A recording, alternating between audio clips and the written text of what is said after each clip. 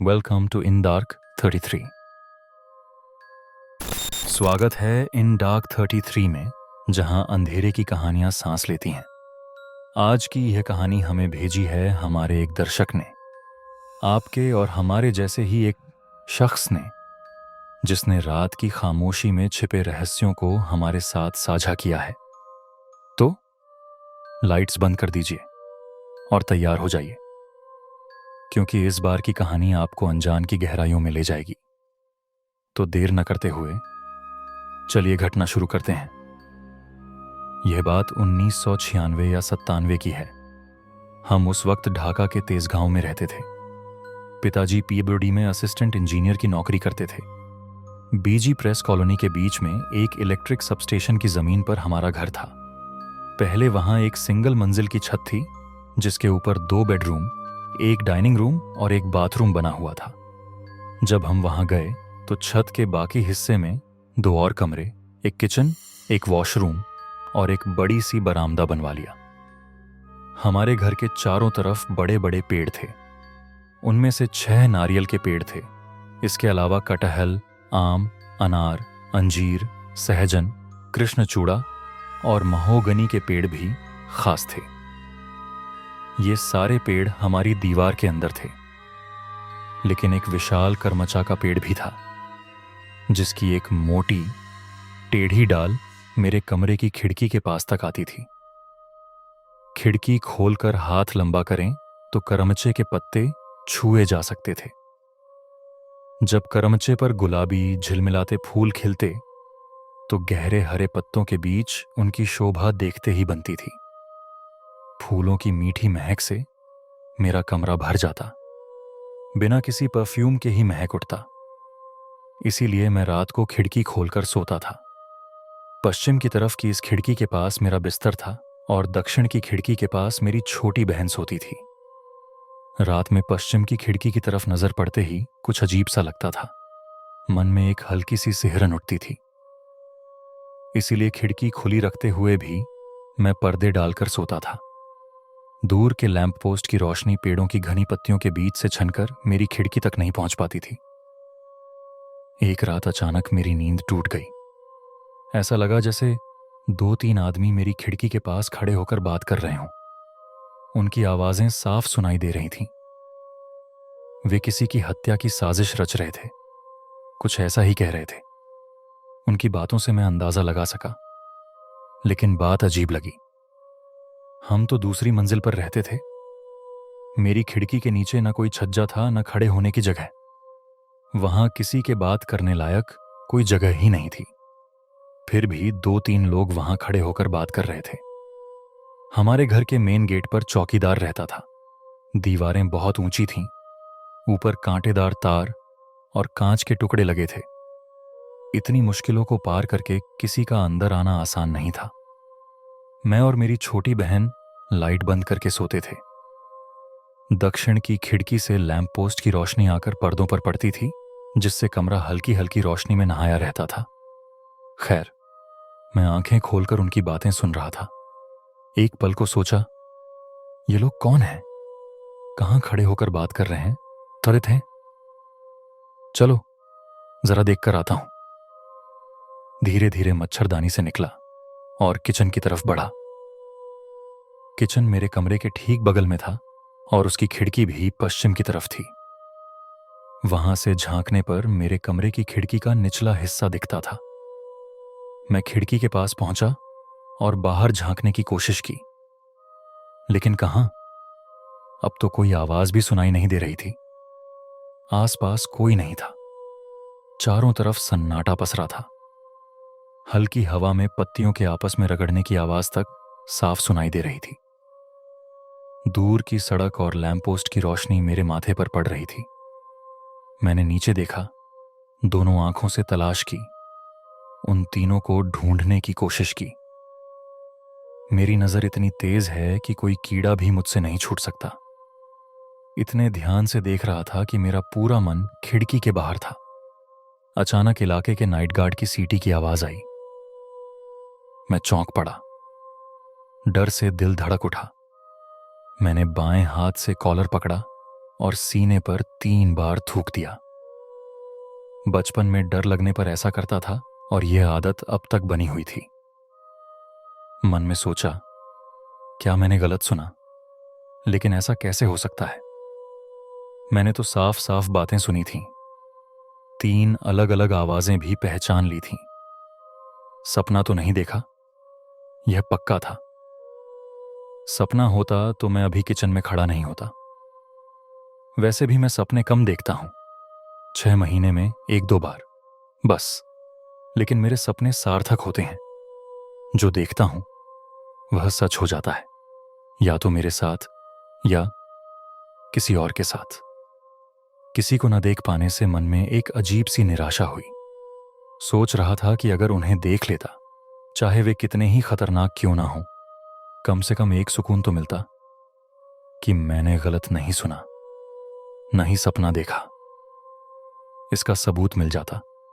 खैर, सोचा चलो पानी पीकर सो जाता हूं। इन्हीं ख्यालों में डूबा हुआ मैं कॉरिडोर से डाइनिंग रूम की तरफ बढ़ा। लाइट जलाई, टेबल के पास गया और जग से ग्लास में पानी डाला। तभी अचानक एक बिल्ली ने कर्कश आवाज में म्याऊं की। उसकी आवाज से फिर से सीने में सिहरन सी दौड़ गई।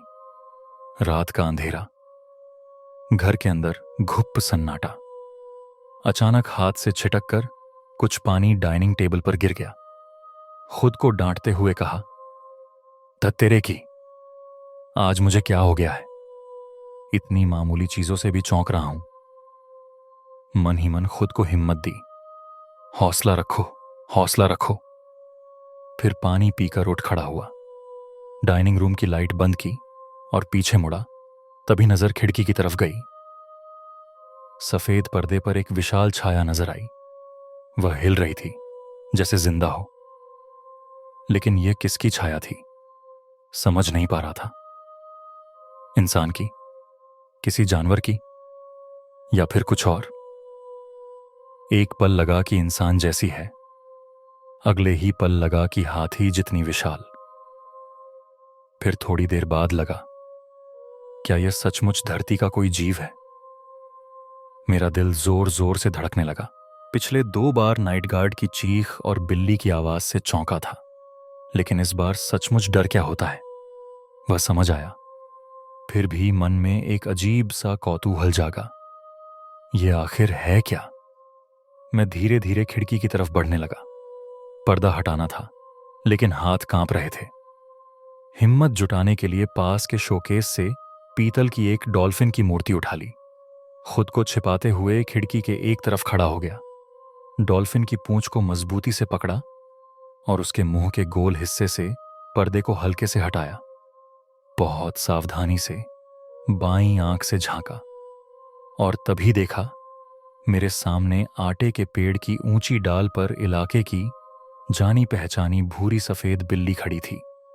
उसके मुंह में एक चूहा था जो छटपटा रहा था। एक पल में मैंने राहत की सांस ली। इतनी देर तक जो हाथी, घोड़े और एलियन जैसे प्राणियों की कल्पना करके डर रही थी, वह सब मेरे दिमाग का धोखा था। एक विजुअल इल्यूजन, जैसे अंधेरे कमरे में रस्सी को सांप समझकर डर जाना। बिल्ली को देखकर हंसी आ गई। खुद को बेवकूफ महसूस हुआ। हल्के से मुस्कुराते हुए मैंने पर्दा थोड़ा और खोला। बिल्ली की तरफ देखकर कहा, क्या रे, बाघ की मौसी, बहुत डराया ना तूने? अब म्याऊं बोलकर दिखा। बिल्ली मेरी तरफ देखकर खड़ी रही। मुंह में चूहा होने की वजह से वह म्याऊं नहीं बोल पा रही थी। मैं मजा लेते हुए उसे देख रही थी। पर्दा खोलने से बिल्ली की परछाई मेरे शरीर पर पड़ रही थी। लैंप पोस्ट की रोशनी और बिल्ली के बीच मैं, जैसे सूरज और चांद के बीच धरती की परछाई से अमावस्या बनती है। क्या शानदार उपमा थी। अचानक याद आया, आज तो सचमुच अमावस्या है, इसीलिए इतना गहरा अंधेरा। घड़ी की तरफ देखा, रात के 1 बज रहे थे। सोने का वक्त हो गया था। पर्दा छोड़ने वाली थी कि तभी बिल्ली ने अचानक तेज कर्कश आवाज में म्याऊं की। मैं चौंक कर उसकी तरफ देखने लगी। उसकी आंखें रोशनी के खिलाफ आग की लपटों की तरह चमक रही थीं। मुंह में चूहा अभी भी छटपटा रहा था। उन जलती हुई आंखों को देखकर मेरे हाथ से डॉल्फिन की मूर्ति छूट गई। झंझनाहट के साथ वह टेबल के कोने से टकराकर कहीं लुढ़क गई। डर से 2 कदम पीछे हट गई। यह क्या था? मैंने क्या देखा? उस आग जैसी नजर ने मेरे दिल को जकड़ लिया। तेज कदमों से अपने कमरे की तरफ भागी। पीछे से मां की नींद भरी आवाज आई, कौन है रे? निशा है क्या? मैंने जवाब दिया, हां मां, मैं ही हूं। मां ने नींद में ही पूछा, क्या हुआ रे? तू उठी क्यों? और कुछ गिरा भी लगा क्या? मैंने जल्दी से कहा, नहीं मां, पानी पीने गई थी, हाथ से एक शोपीस गिर गया। हमारी बातें सुनकर पिताजी भी जाग गए। नींद भरी आवाज में बोले, मां, चोट तो नहीं लगी ना? नहीं बाबा, मैं ठीक हूं, तुम लोग सो जाओ, कहकर मैंने उन्हें तसल्ली दी। मां ने हल्के डांटते हुए कहा, तो लाइट जलाए बिना अंधेरे में क्या घूम रही है? जा, सो जा। मैं आज्ञाकारी बेटी की तरह चुपचाप बिस्तर पर जाकर लेट गई। लेकिन नींद अब कहां आने वाली थी।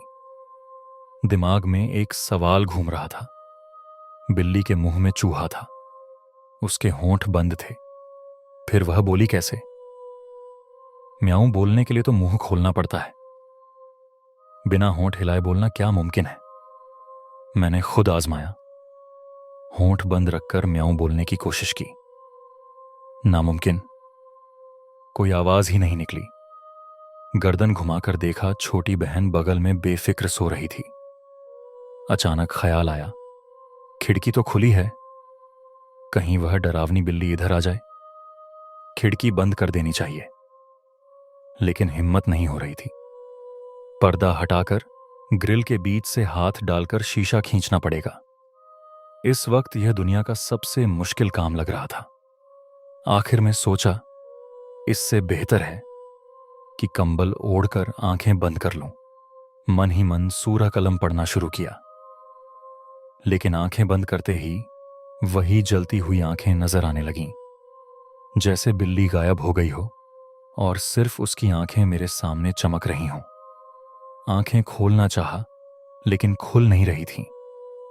लग रहा था कि खिड़की के पास पर्दे के पीछे वह बिल्ली चूहा मुंह में लिए मुझे घूर रही है। फिर मुझे सुनाई दिया बिल्ली की आवाज, 1 बार, 2 बार, बार बार। दोनों हाथों से कान दबा लिए, आंखें जोर से बंद कीं और पश्चिम की तरफ पीठ करके लेट गईं। पता नहीं कब इसी तरह नींद आ गई। कितनी देर सोई पता नहीं, लेकिन अचानक एक सपना देखा। बहुत दिनों बाद ऐसा जीवंत सपना देखा कि मेरा छोटा भाई गिटार हाथ में लिए सड़क से घर की तरफ आ रहा है। उसने काली T shirt, sky blue jeans और सफेद स्नीकर्स पहने थे। वह बेफिक्र सहज ढंग से चल रहा था। मैं जैसे बरामदे में खड़ी होकर उसे देख रही थी। अचानक 3 लड़के, उम्र कोई 24 से 25 साल होगी, आए और भाई को घेर लिया। कुछ कह रहे थे, फिर शुरू हुई मारपीट। पहले मुक्के, फिर लात मारकर भाई को सड़क पर गिरा दिया। गिटार छिटक कर एक तरफ जा गिरा। एक लड़के ने गिटार उठाया और तोड़ दिया। फिर उसी टूटे गिटार से भाई पर वार करने लगा। भाई बचने के लिए हाथ पैर चला रहा था। बचाओ, बचाओ, चिल्ला रहा था। आसपास की इमारतों के बरामदे और खिड़कियों से लोग देख रहे थे, लेकिन कोई आगे नहीं आ रहा था। मैं भाई का नाम लेकर चिल्ला रही थी, छोड़ दो, मेरे भाई को छोड़ दो, कोई आगे आओ, बचाओ। लेकिन मेरी आवाज बाहर नहीं निकल रही थी। मैं जैसे लकड़ी की तरह जड़ हो गई थी, हिल नहीं पा रही थी।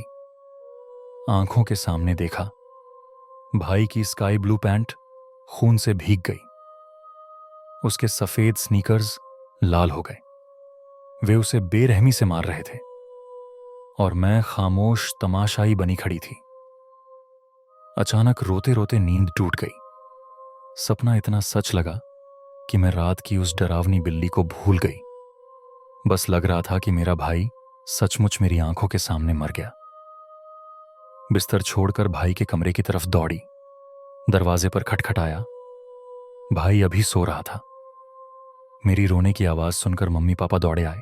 भाई ने दरवाज़ा खोला तो मैंने उसे गले से लगा लिया और ज़ोर ज़ोर से रोने लगी। रोते रोते नज़र घुमाई तो देखा उसका गिटार कमरे के एक कोने में खड़ा था। काली टी शर्ट और स्काई ब्लू पैंट नज़र नहीं आई, शायद अलमारी में थी। मैं हमेशा सलीके से रहने वाली लड़की हूं, चिल्लाकर रोना मेरी आदत नहीं।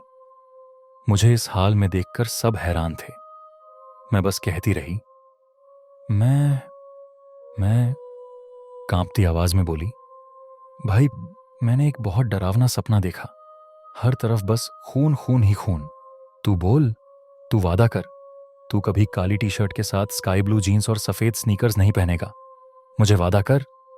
भाई ने मुझे पकड़कर बिस्तर पर बिठाया, बेड साइड टेबल से पानी का ग्लास बढ़ाया और कहा, पानी पी ले दीदी।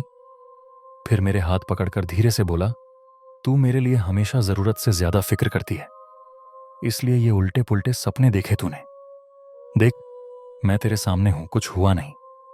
और तू तो कहती थी कि सपने बेरंग और बिना गंध के होते हैं, फिर स्काई ब्लू रंग कैसे देख लिया? यह सपना नहीं, तेरी फालतू चिंता का नतीजा है। मेरे बारे में सोचना छोड़ दे। तब तक मेरी रुलाई थम गई थी, पर सिसकियां चल रही थीं। भाई की बातों से दिमाग थोड़ा ठंडा हुआ, लेकिन मन में ठान लिया कि चाहे जो हो, उसे ये कपड़े दोबारा नहीं पहनने दूंगी। पिताजी ने मेरे सिर पर हाथ फेरा। मम्मी ने ठंडे लहजे में कहा, आ जा मां, भाई के साथ नाश्ता कर ले। कुछ नहीं हुआ, सब ठीक है। मैंने जिद पकड़ ली, मैं इसे दोबारा वो कपड़े कभी नहीं पहनने दूंगी। मम्मी ने मुझे शांत करने के लिए कहा, अच्छा अब खाने आ जा, और कल रात तूने जो डॉल्फिन का शोपीस गिराया वह कहीं नहीं मिल रहा, जरा ढूंढ तो। मम्मी की बात सुनते ही रात की उस बिल्ली की तेज म्याऊं और उसकी जलती हुई आंखें फिर से याद आ गईं। मैंने भाई की तरफ देखकर कहा, चल आज मैं तुझे अपने हाथ से खिलाऊंगी। कल रात मैंने एक खौफनाक वाकया देखा, वह कहानी सुनाऊंगी। नाश्ते की मेज पर बैठकर मैंने रात की सारी घटना सबको सुनाई। मम्मी ने सुनकर कहा, मुझे क्यों नहीं बुलाया? तू तो बहुत डर गई थी। ला, अपना बायां हाथ आगे बढ़ा। मैंने हाथ बढ़ाया तो मम्मी ने हथेली पर थोड़ा सा नमक रखकर कहा, निगल ले।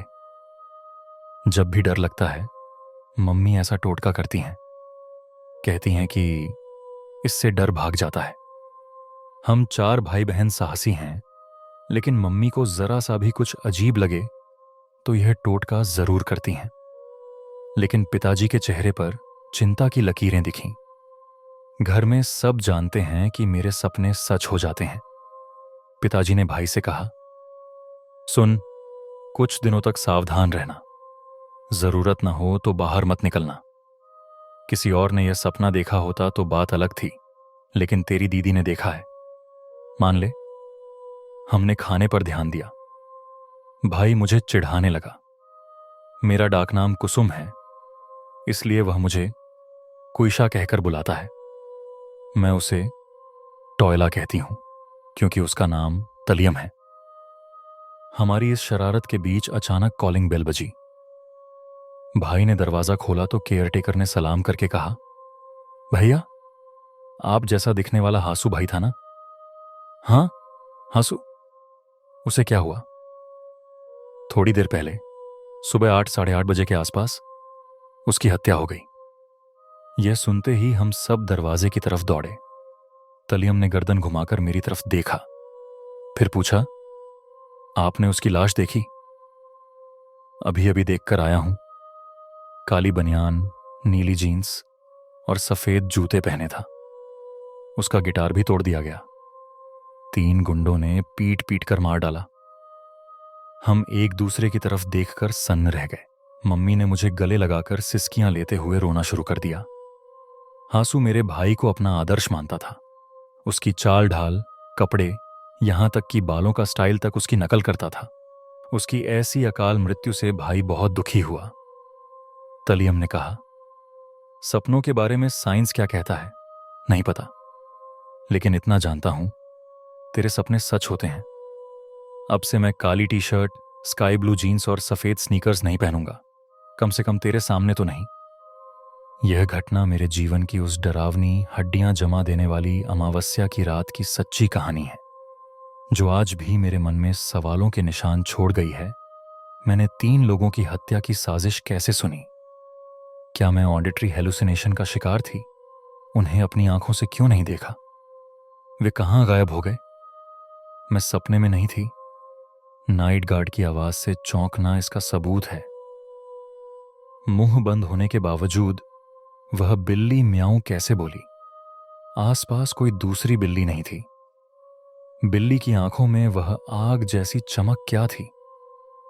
अमावस्या की काली रात में मेरे कमरे में कोई रोशनी का रिफ्लेक्शन नहीं था। बिस्तर पर लेटे हुए मुझे क्यों लगा कि बिल्ली पर्दे के पीछे है? मुझे कोई इल्यूजन की बीमारी नहीं है। फिर ऐसा क्यों? सपने में नीली पैंट और लाल खून कैसे दिखा? क्या मेरे जैसे और लोग भी सपनों में रंग देखते हैं? क्या यह मुमकिन है? साइंस तो ऐसा कुछ नहीं कहता। फिर भी मेरे लिए ये घटनाएं आज भी एक रहस्य बनी हुई हैं। आप जो इन डार्क 33 के श्रोता हैं, अगर मेरे इन सवालों का कोई जवाब आपके पास हो तो कमेंट में जरूर लिखें। मेरा मन आज भी उस अमावस्या की रात की बिल्ली की जलती आंखों, बंद मुंह से उसकी म्याऊं और सपने में देखे खून से सने दृश्य जो सच हो गया, इन सब के इर्द गिर्द घूम रहा है। क्या यह सब महज इत्तेफाक था या मेरा मन किसी अनदेखी शक्ति से जुड़ गया था? आज के लिए बस इतना ही। मेरे जीवन में ऐसी और भी असाधारण, रहस्यमयी सच्ची घटनाएं हैं, सपने, अनुभव और किसी अनदेखे के करीब होने का एहसास। अगर आपको यह कहानी पसंद आई और इन डार्क 33 के हमारे श्रोता चाहें तो किसी और दिन, किसी और वक्त पर एक नई कहानी लेकर लौटूंगी। उससे पहले आप सबके लिए मेरी शुभकामनाएं। अच्छे रहें मेरे इस डरावने रात के साथी। और हमारे चैनल के प्राण पुरुष प्यारे आबिर के लिए ढेर सारा प्यार। तो दोस्तों, यह थी आज के एपिसोड की रहस्यमयी और भूतिया कहानी। उम्मीद है कि इन कहानियों ने आपके मन में थोड़ा रोमांच, थोड़ा डर और ढेर सारी उत्सुकता जगाई होगी। हमारा चैनल इन डार्क 33 आपके लिए हर बार ऐसी ही अनजानी और रहस्यों से भरी कहानियां लाता है। तो अगर इस रोमांच का हिस्सा बनना चाहते हैं तो अब भी हमारे चैनल को सब्सक्राइब कर दें। सब्सक्राइब बटन ठीक नीचे है, बस एक टैप करें, हो जाएगा। और अगर कहानी आपको पसंद आई तो एक लाइक तो बनता है। आपका लाइक हमारे लिए बहुत बड़ी प्रेरणा है। ये हमें बताता है कि आप इन कहानियों को एंजॉय कर रहे हैं। तो देर न करें, लाइक बटन पर एक क्लिक कर दें।